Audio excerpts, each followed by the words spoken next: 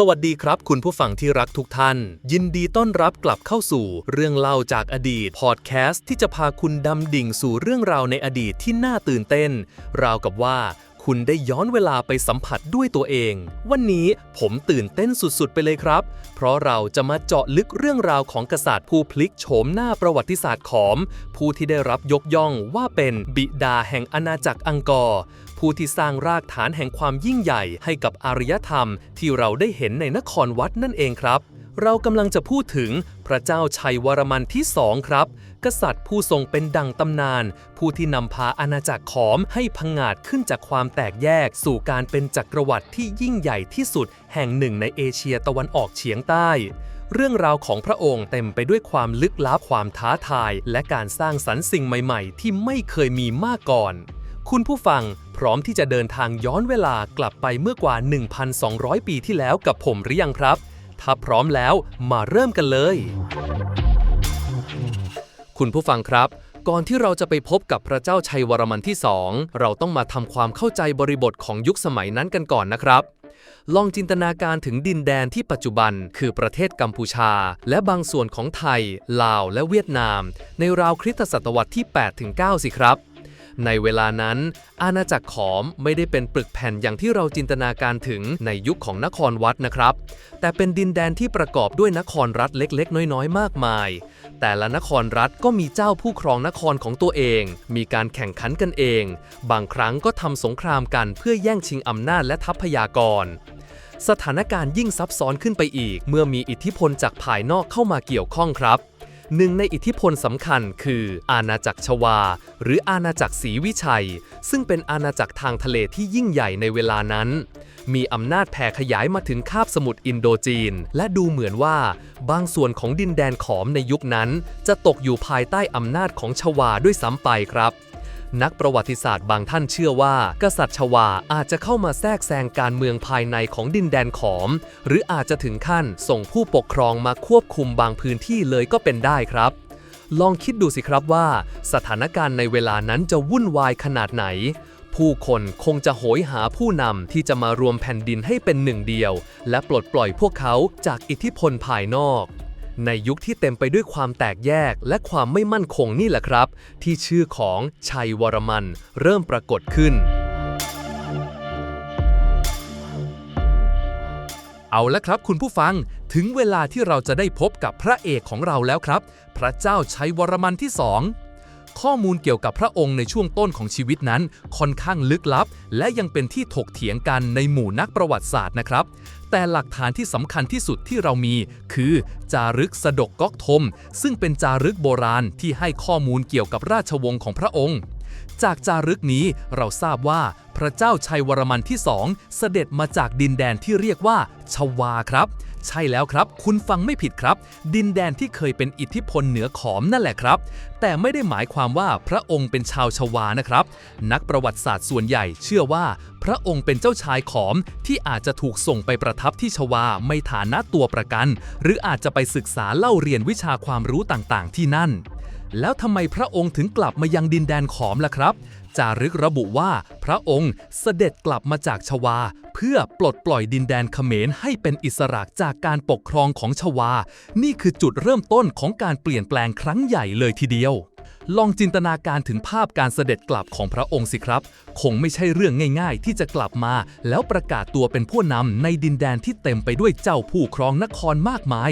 พระองค์ต้องมีทั้งบารมีไหวพริบและกำลังสนับสนุนที่แข็งแกร่งการกลับมาของพระองค์เป็นเหมือนสัญญาณแห่งความหวังสำหรับผู้คนที่ต้องการอิสรภาพและเอกภาพพระเจ้าชัยวรมันที่2ไม่ได้มาในฐานะผู้รุกรานแต่มาในฐานะผู้กอบกู้ผู้ที่จะนำพาดินแดนขอมให้หลุดพ้นจากพันธนาการและรวมเป็นหนึ่งเดียวอีกครั้งนี่คือปฐมบทแห่งการสร้างจักรวรรดิอันยิ่งใหญ่ครับหลังจากที่พระเจ้าชัยวรมันที่2เสด็จกลับมาจากชวาพระองค์ไม่ได้ขึ้นครองราชย์เป็นกษัตริย์แห่งอาณาจักรทั้งหมดในทันทีนะครับแต่พระองค์ทรงเริ่มต้นจากการสร้างฐานอำนาจของพระองค์เองทีละเล็กทีละน้อยจารึกสดกก๊อกทมเล่าว่าพ พระองค์ทรงย้ายราชธานีไปหลายแห่งในระยะเวลาอันสั้นแสดงให้เห็นถึงยุทธศาสตร์ในการรวมอำนาจและปราบปรามเมืองต่างๆที่ยังไม่ยอมรับอำนาจของพระองค์อินทรปุระนี่คือเมืองแรกที่จารึกกล่าวถึงว่าเป็นราชธานีของพระองค์เชื่อกันว่าตั้งอยู่ทางตะวันออกของโตเลสาบหรืออาจจะอยู่ใกล้กับเมืองกัมปงจามในปัจจุบันการเริ่มต้นที่นี่อาจจะเป็นการสร้างฐานอำนาจในพื้นที่ที่พระองค์มีกำลังสนับสนุนอยู่แล้วหริหาลัยหลังจากนั้นพระองค์ก็ย้ายราชธานีมายังหริหาลัยซึ่งเป็นพื้นที่ที่สำคัญและเป็นที่ตั้งของกลุ่มปราสาทโรหลัวในปัจจุบัน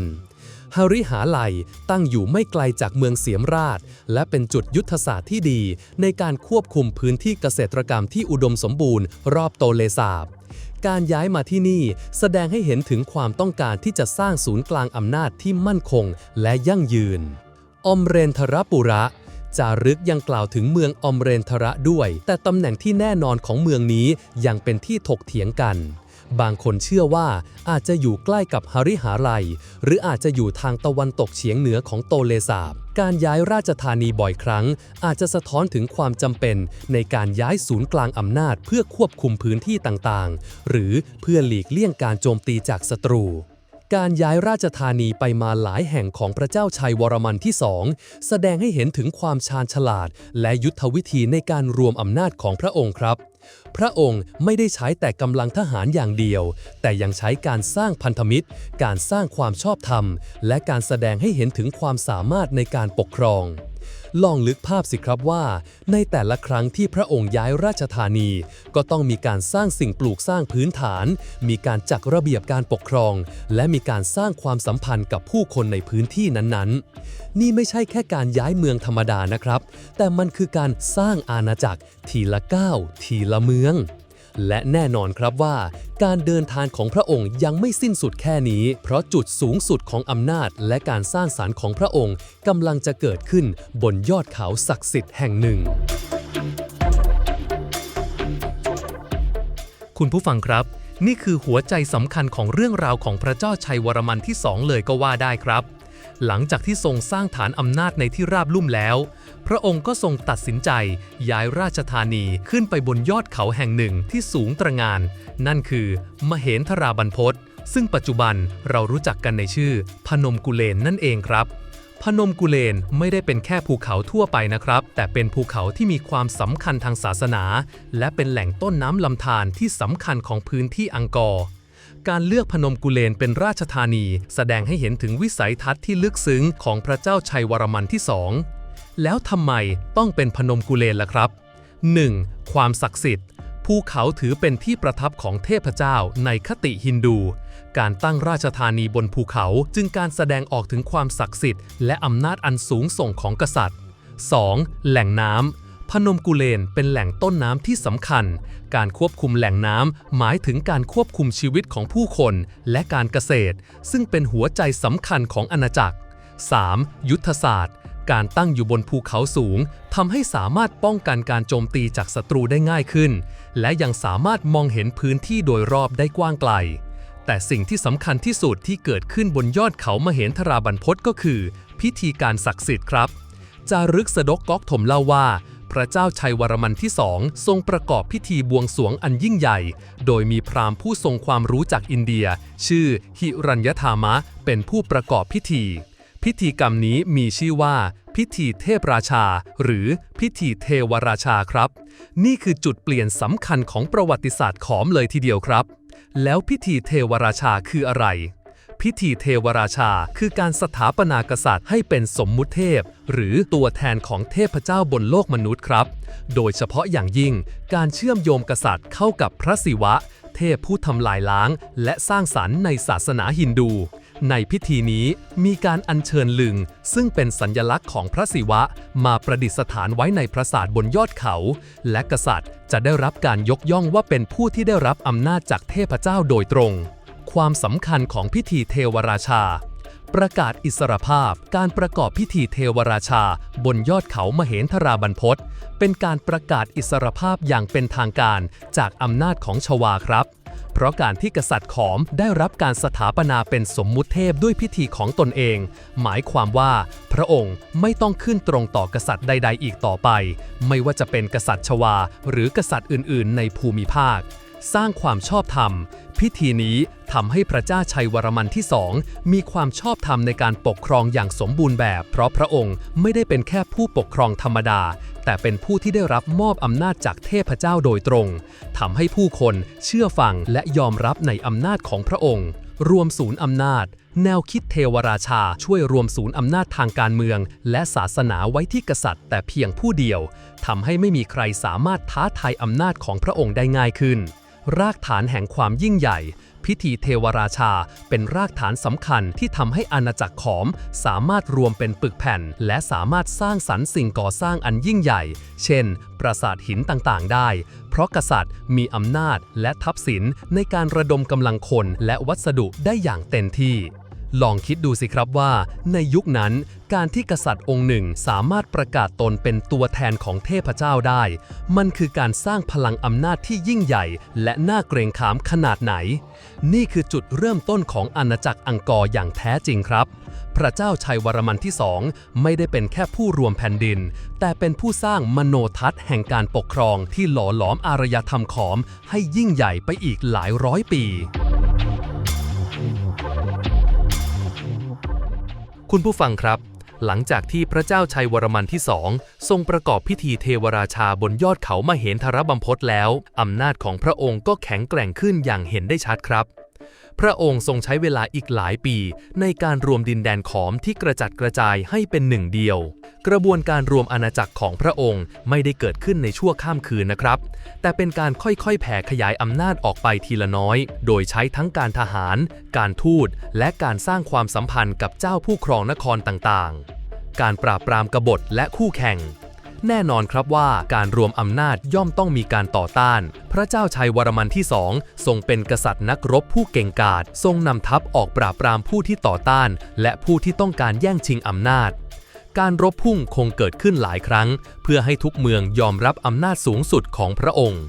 การสร้างพันธมิตรนอกจากการใช้กำลังแล้วพระองค์ยังทรงใช้การสร้างพันธมิตรกับเจ้าผู้ครองนครที่มีอำนาจบางส่วนโดยอาจจะให้พวกเขาคงอำนาจในการปกครองท้องถิ่นไว้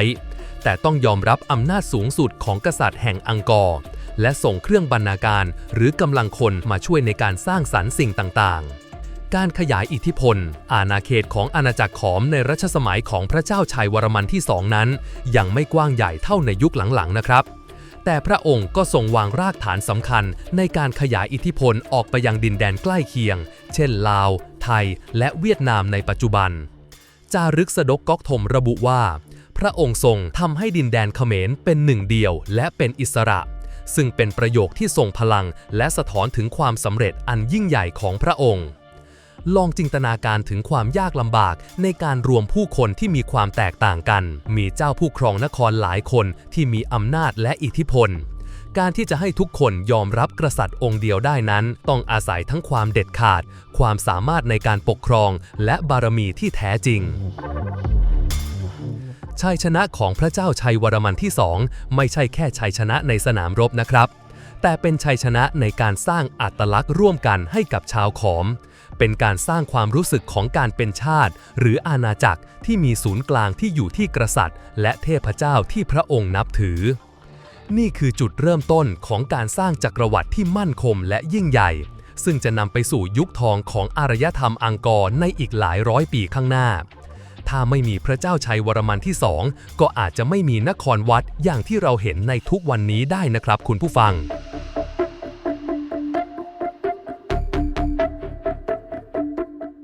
คุณผู้ฟังครับหลังจากที่พระเจ้าชัยวรมันที่2ทรงรวมอาณาจักรให้เป็นปึกแผ่นแล้วพระองค์ก็ไม่ได้ประทับอยู่บนยอดเขามเหนทรบรรพตตลอดไปนะครับแต่ทรงตัดสินใจย้ายราชธานีลงมายังที่ราบอีกครั้งนั่นคือที่หริราลัยซึ่งเป็นเมืองที่พระองค์เคยประทับอยู่ก่อนหน้านี้แล้วนั่นเองครับการย้ายกลับมายังหริราลัยแสดงให้เห็นถึงความเข้าใจของพระองค์ในเรื่องการบริหารจัดการอาณาจักรครับทำไมถึงย้ายกลับมาที่ราบ 1. ความสะดวกในการปกครอง การตั้งราชธานีบนภูเขาสูงนั้นอาจจะเหมาะสำหรับการประกาศอิสรภาพและสร้างความศักดิ์สิทธิ์ในระยะแรกแต่ในระยะยาวการบริหารจัดการอาณาจักรขนาดใหญ่จากบนภูเขาเป็นเรื่องที่ไม่สะดวกนักการย้ายลงมาที่ราบจะช่วยให้การคมนาคมการค้าขายและการควบคุมประชากรทำได้ง่ายขึ้น 2. แหล่งทรัพยากรพื้นที่หริราลัยเป็นที่ราบลุ่มที่อุดมสมบูรณ์ใกล้กับโตนเลสาบซึ่งเป็นแหล่งน้ำและแหล่งอาหารที่สำคัญการตั้งราชธานีที่นี่จะช่วยให้การจัดหาเสบียงและทรัพยากรต่างๆเป็นไปอย่างราบรื่น 3. การพัฒนาโครงสร้างพื้นฐานที่หริราลัยพระเจ้าชัยวรมันที่2ทรงริเริ่มการสร้างสรรค์สิ่งก่อสร้างที่สำคัญหลายอย่างซึ่งเป็นรากฐานของการพัฒนาเมืองหลวงในยุคต่อๆไป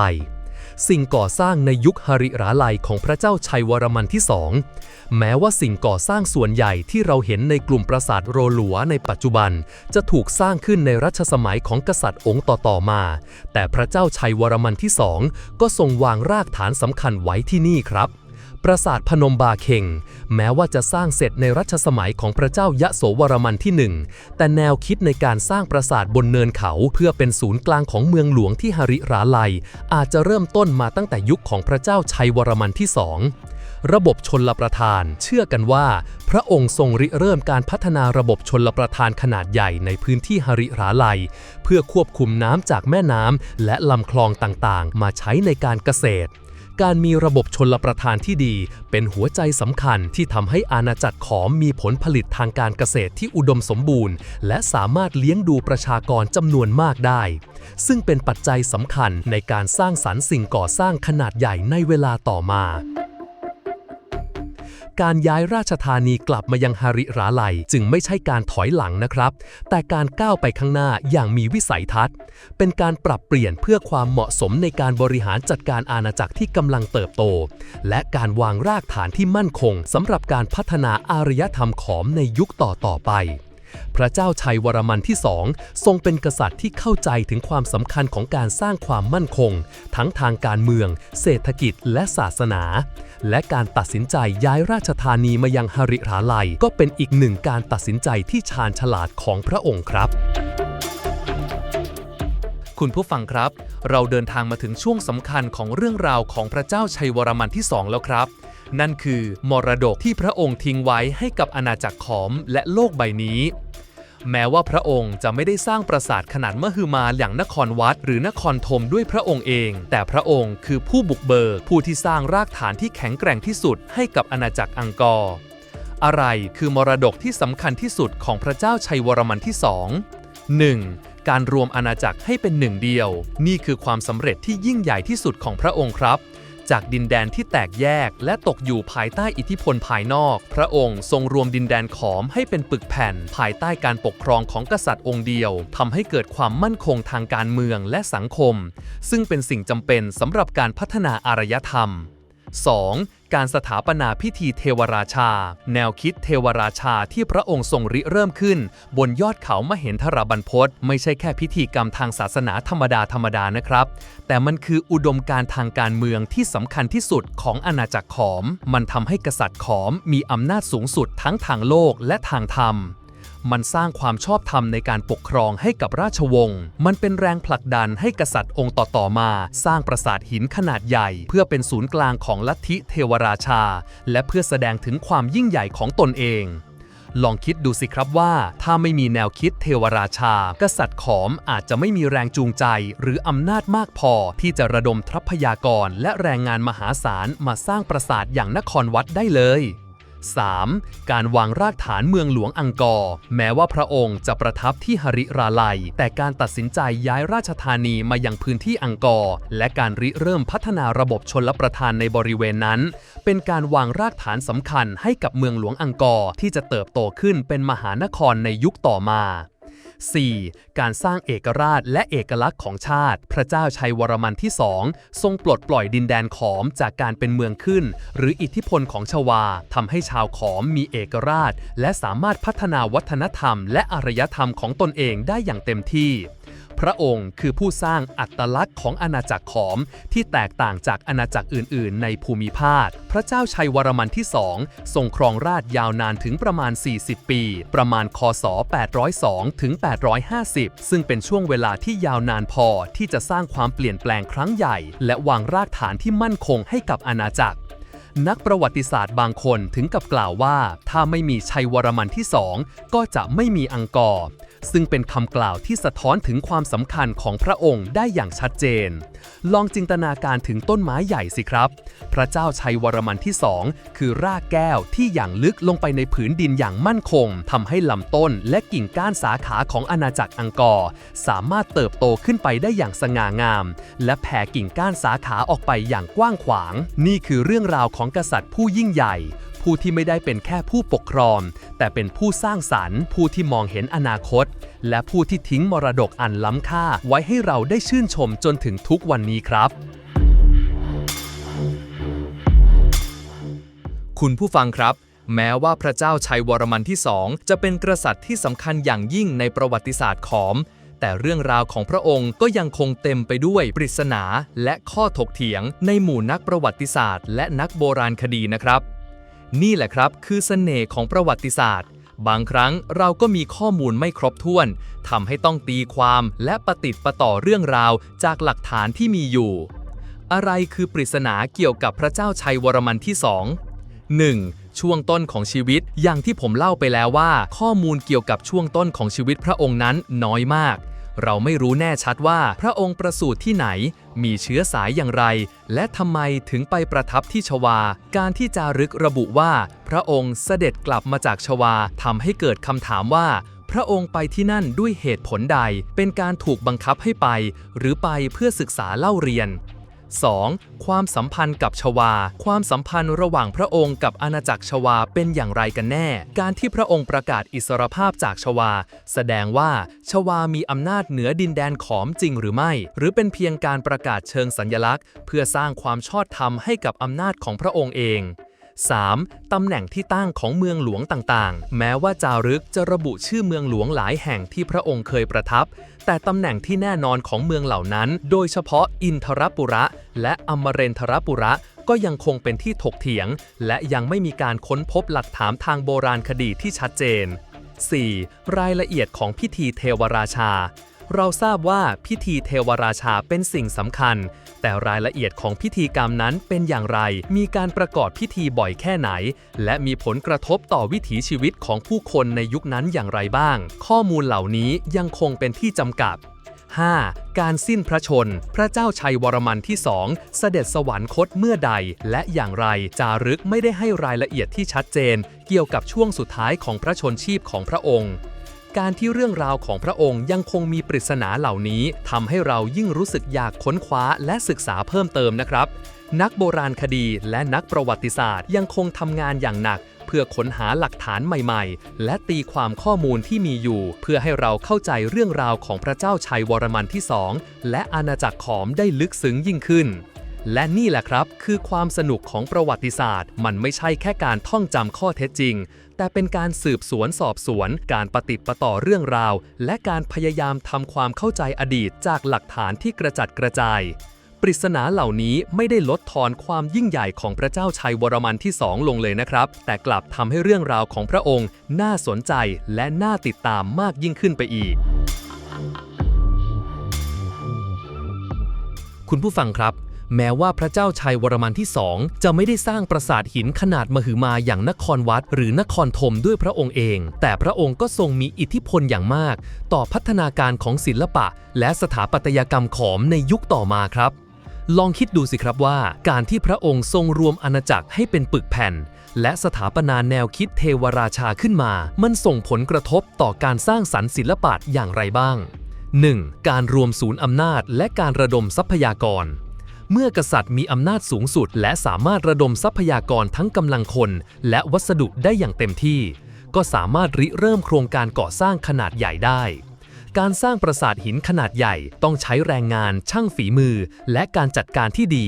ซึ่งสิ่งเหล่านี้เป็นไปได้ก็ต่อเมื่อมีอำนาจรวมศูนย์ที่แข็งแกร่ง 2. แรงจูงใจทางศาสนา แนวคิดเทวราชาที่เชื่อมโยงกษัตริย์เข้ากับเทพเจ้าทำให้กษัตริย์องค์ต่อๆมามีความต้องการที่จะสร้างเทวสถานอันยิ่งใหญ่เพื่อเป็นที่ประดิษฐานลึงของพระศิวะ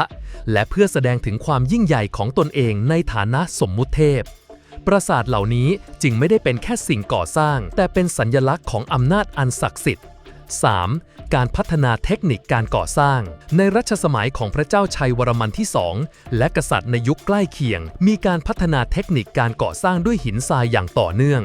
มีการเรียนรู้และสั่งสมประสบการณ์ในการตัดหินการขนส่งและการประกอบหินโดยไม่ต้องใช้ปูนซึ่งเป็นเทคนิคที่สำคัญอย่างยิ่งในการสร้างปราสาทหินขนาดใหญ่ในยุคหลังๆ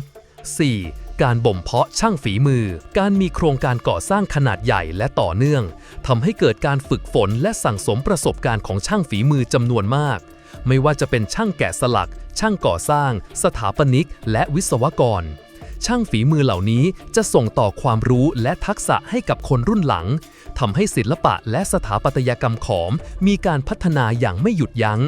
แม้ว่าปราสาทที่เชื่อกันว่าสร้างในยุคของพระเจ้าชัยวรมันที่ 2เช่นปราสาทบนพนมกุเลนหรือกลุ่มปราสาทโรหลัวในปัจจุบันซึ่งส่วนใหญ่สร้างในยุคหลังจะมีขนาดไม่ใหญ่เข้าปราสาทในยุคนครวัดแต่ก็แสดงให้เห็นถึงรูปแบบศิลปะในช่วงต้นของอาณาจักรอังกอร์ซึ่งเป็นรากฐานของการพัฒนาไปสู่ศิลปะแบบนครวัดที่สมบูรณ์แบบในเวลาต่อมาลองคิดดูสิครับว่ากว่าจะสร้างสรรค์ผลงานชิ้นเอกอย่างนครวัดได้นั้นต้องใช้เวลาสั่งสมความรู้และประสบการณ์มานานแค่ไหนพระเจ้าชัยวรมันที่ 2คือผู้ที่บ่มเพาะเมล็ดพันธุ์แห่งความยิ่งใหญ่ทางศิลปะและสถาปัตยกรรมให้กับอาณาจักรขอมทำให้เมล็ดพันธุ์นั้นเติบโตขึ้นเป็นต้นไม้ใหญ่ที่ออกดอกออกผลเป็นปราสาทหินอันงดงามมากมายดังนั้นเมื่อเราชื่นชมความงามของนครวัดเราก็ไม่ควรมองข้ามบทบาทของกษัตริย์ผู้บุกเบิกอย่างพระเจ้าชัยวรมันที่ 2นะครับเพราะถ้าไม่มีพระองค์ก็อาจจะไม่มีรากฐานที่มั่นคงพอที่จะสร้างสิ่งมหัศจรรย์เหล่านั้นได้เลยคุณผู้ฟังครับเรื่องราวของพระเจ้าชัยวรมันที่ 2อาจจะไม่เป็นที่รู้จักแพร่หลายเท่ากับพระเจ้าสุริยวรมันที่ 2หรือพระเจ้าชัยวรมันที่ 7แต่ในสายตาของนักประวัติศาสตร์และนักโบราณคดีทั่วโลกพระองค์ได้รับการยกย่องว่าเป็นกษัตริย์ที่มีความสำคัญอย่างยิ่งยวดต่อประวัติศาสตร์ของกัมพูชาและภูมิภาคเอเชียตะวันออกเฉียงใต้ทำไมพระองค์จึงได้รับการยกย่อง 1. ผู้ก่อตั้งอาณาจักรอังกอร์พระองค์คือผู้ที่รวมดินแดนขอมให้เป็นหนึ่งเดียวและสถาปนาอาณาจักรอังกอร์ขึ้นมาอย่างเป็นทางการนี่คือจุดเริ่มต้นของยุคทองแห่งอารยธรรมขอมที่รุ่งเรืองไปอีกหลายร้อยปี 2. ผู้สร้างแนวคิดเทวราชาแนวคิดเทวราชาที่พระองค์ทรงริเริ่มขึ้นเป็นอุดมการณ์ทางการเมืองและศาสนาที่หล่อหลอมรูปแบบการปกครองและวิถีชีวิตของชาวขอมมาอย่างยาวนานเป็นปัจจัยสำคัญที่ทำให้กษัตริย์ขอมมีอำนาจและสามารถสร้างสรรค์สิ่งมหัศจรรย์ต่างๆได้ 3. ผู้คืนอิสรภาพการที่พระองค์ทรงปลดปล่อยดินแดนขอมจากการเป็นอิทธิพลของชวาทำให้ชาวขอมมีเอกราชและสามารถพัฒนาวัฒนธรรมและอัตลักษณ์ของตนเองได้อย่างเต็มที่ 4. ผู้บุกเบิกพระองค์คือผู้ที่วางรากฐานสำคัญในด้านต่างๆไม่ว่าจะเป็นการบริหารจัดการอาณาจักรการพัฒนาระบบชลประทานหรือการบ่มเพาะศิลปะและสถาปัตยกรรมซึ่งสิ่งเหล่านี้เป็นปัจจัยสำคัญที่ทำให้อาณาจักรขอมเจริญรุ่งเรืองในยุคต่อมาแม้ว่าหลักฐานทางโบราณคดีเกี่ยวกับรัชสมัยของพระองค์จะยังไม่สมบูรณ์นักและเรายังไม่พบปราสาทขนาดใหญ่ที่สร้างขึ้นโดยตรงในยุคของพระองค์แต่จารึกสดกก๊อกธมซึ่งเป็นหลักฐานชั้นต้นที่สำคัญที่สุดก็ได้บันทึกเรื่องราวความยิ่งใหญ่ของพระองค์ไว้ให้คนรุ่นหลังได้ศึกษาการศึกษาเรื่องราวของพระเจ้าชัยวรมันที่ 2ไม่ใช่แค่เรียนรู้ประวัติศาสตร์ของกัมพูชาเท่านั้นนะครับแต่ยังเป็นการเรียนรู้เกี่ยวกับวิวัฒนาการของแนวคิดเรื่องกษัตริย์อำนาจและศาสนาในเอเชียตะวันออกเฉียงใต้ด้วยลองคิดดูสิครับว่าการที่กษัตริย์องค์หนึ่งสามารถสร้างความเปลี่ยนแปลงที่ยิ่งใหญ่ได้ขนาดนี้ในยุคที่ยังไม่มีการสื่อสารที่รวดเร็วไม่มีเทคโนโลยีที่ทันสมัยมันต้องอาศัยวิสัยทัศน์ที่กว้างไกลความกล้าหาญและความสามารถในการเป็นผู้นำที่แท้จริงพ พระเจ้าชัยวรมันที่สองจึงเป็นดั่งวีรบุรุษในประวัติศาสตร์ของผู้ที่จุดประกายแห่งความยิ่งใหญ่ให้กับอารยธรรมที่โลกต้องจดจำไปอีกนานแสนนานผมหวังว่าเรื่องราวของพระองค์ในวันนี้จะทำให้คุณผู้ฟังได้รู้จักและเข้าใจถึงความสำคัญของกษัตริย์พระองค์นี้มากยิ่งขึ้นนะครับเป็นยังไงกันบ้างครับคุณผู้ฟังกับการเดินทางย้อนเวลากลับไปทำความรู้จักกับพระเจ้าชัยวรมันที่สองในวันนี้ผมหวังว่าคุณจะได้รับทั้งความรู้ความเพลิดเพลินและความประทับใจไปพร้อมๆกันนะครับจากเจ้าชายที่เสด็จกลับมาจากชวาสู่การเป็นผู้รวมแผ่นดินผู้สถาปนาแนวคิดเทวราชาและผู้สร้างรากฐานแห่งอาณาจักรอังกอร์ที่ยิ่งใหญ่พระเจ้าชัยวรมันที่สองคือบุคคลสำคัญที่ไม่ควรมองข้ามในประวัติศาสตร์โลกเรื่องราวของพระองค์สอนให้เราเห็นว่าการเปลี่ยนแปลงครั้งใหญ่เริ่มต้นได้จากวิสัยทัศน์ของผู้นำเพียงคนเดียวและความมุ่งมั่นที่จะสร้างสรรค์สิ่งใหม่ๆแม้ต้องเผชิญกับความท้าทายมากมายแม้ว่ารายละเอียดบางอย่างเกี่ยวกับพระองค์จะยังคงเป็นปริศนา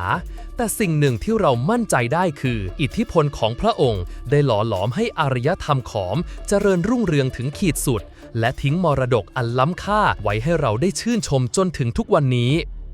เมื่อคุณได้เห็นความยิ่งใหญ่ของนครวัดในอนาคตหรือแม้แต่ภาพถ่ายของปราสาทเหล่านั้นลองนึกถึงกษัตริย์ผู้บุกเบิกอย่างพระเจ้าชัยวรมันที่สองดูนะครับเพราะถ้าไม่มีพระองค์ก็อาจจะไม่มีตำนานแห่งอังกอร์อย่างที่เราได้เห็นในทุกวันนี้ขอบคุณคุณผู้ฟังทุกท่านที่ติดตามเรื่องเล่าจากอดีตในวันนี้แล้วพบกันใหม่ในตอนหน้ากับเรื่องราวประวัติศาสตร์ที่น่าสนใจไม่แพ้กันนะครับสวัสดีครับ